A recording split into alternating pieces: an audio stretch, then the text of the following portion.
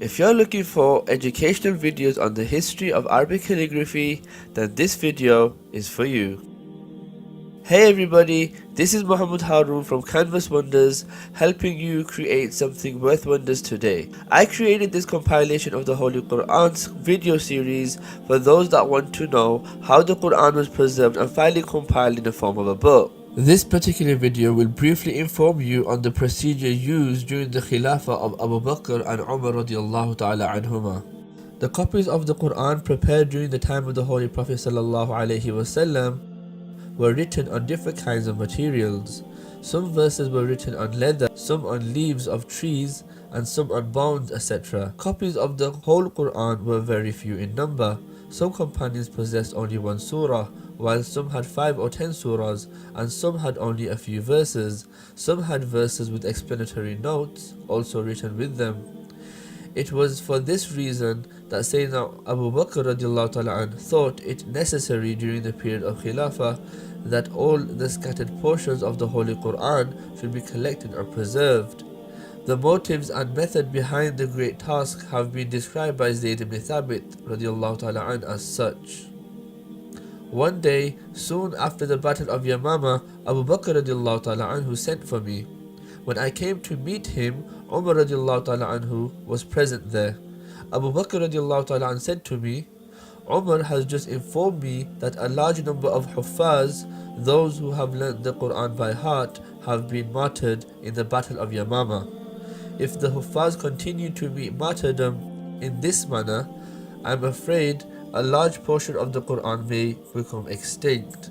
Hence, I propose that you undertake the task of the collection of the Quran from different places. I told Umar radiallahu ta'ala how can I do what the Prophet sallallahu alaihi wasallam himself did not do? Umar radiallahu ta'ala replied, by Allah, it is for nothing but good. And he continued to repeat this statement until the light of its truth dawned upon me as well. And now my opinion was the same as Umar radiallahu ta'ala anhu's. After that, Abu Bakr radiallahu ta'ala anhu said to me, you are young and sensible. We have no lack of trust in you. You had also been a regular scribe of revelation during the time of the Holy Prophet sallallahu alaihi wasallam. So search then for all the verses of the Quran and collect them together. By Allah, carrying a mountain on their shoulders would have been a lighter burden for me than collecting the Quran. I asked him, how is it that you have undertaken a task that was not done by the Prophet sallallahu alaihi wasallam himself? Abu Bakr radiallahu ta'ala anhu said, by Allah, it is but good. And he kept on repeating these words until Allah gave me insight to adopt the same opinion held by Abu Bakr radiallahu ta'ala and Umar radiallahu ta'ala. Consequently, I started searching for the verses of the Quran, and it was from the branches of date palms, slabs of stones, and the memory of the people that I finally collected the Quran.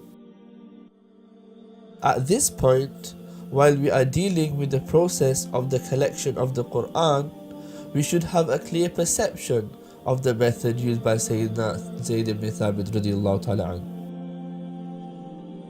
As mentioned earlier, he was himself a Hafiz of the Quran. Therefore, he could have written down the whole Quran from memory.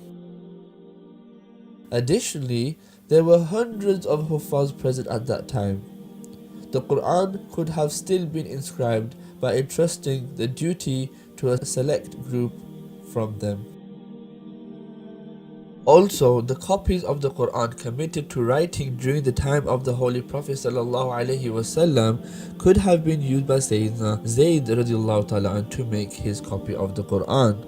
But he, guided by his caution and concern, did not limit himself to any one of these many methods. On the contrary, by using all these methods simultaneously, he did not allow any verse to be included in his master copy of the Quran unless he received written and verbal testimonies proving its uninterrupted succession.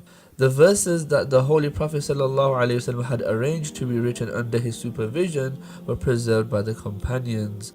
Sayyidina Zayd radiallahu ta'ala anh collected them together so that the new copy could be made from them. Consequently, a public announcement was made to the effect that anyone possessing any number of written verses of the Quran should bring them over to him.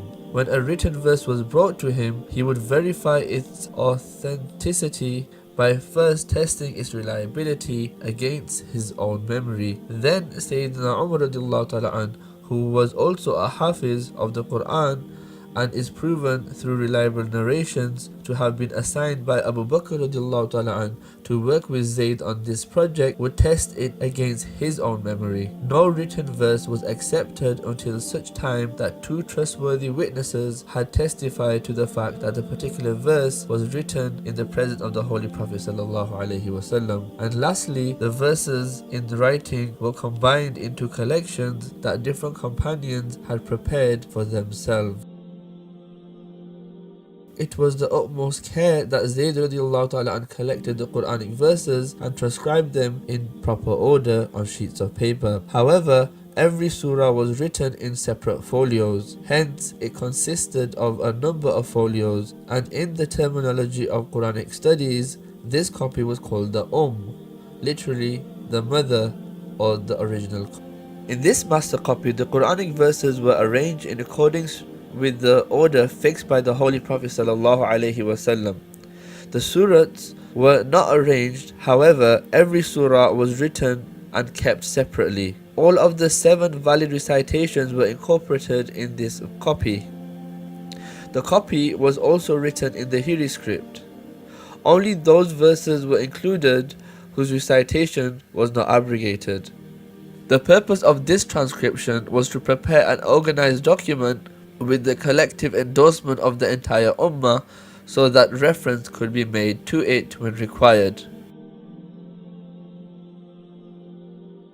These folios, committed to writing on the orders of Abubakr radiallahu ta'ala anh, remained with him during his lifetime.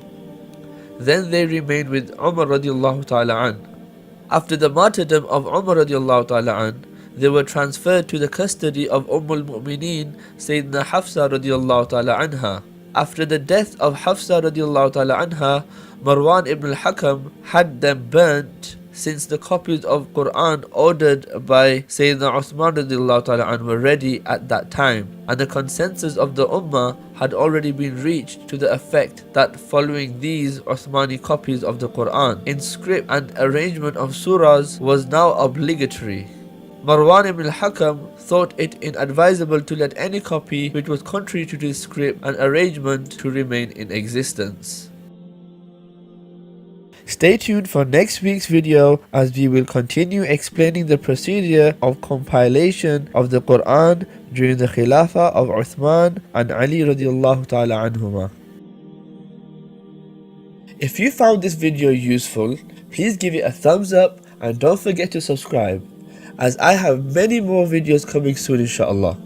And it would mean the world to me if you can share this video with your friends and family. If you have any questions or queries, feel free to leave a comment in the comment section below. And as always, may peace be with you.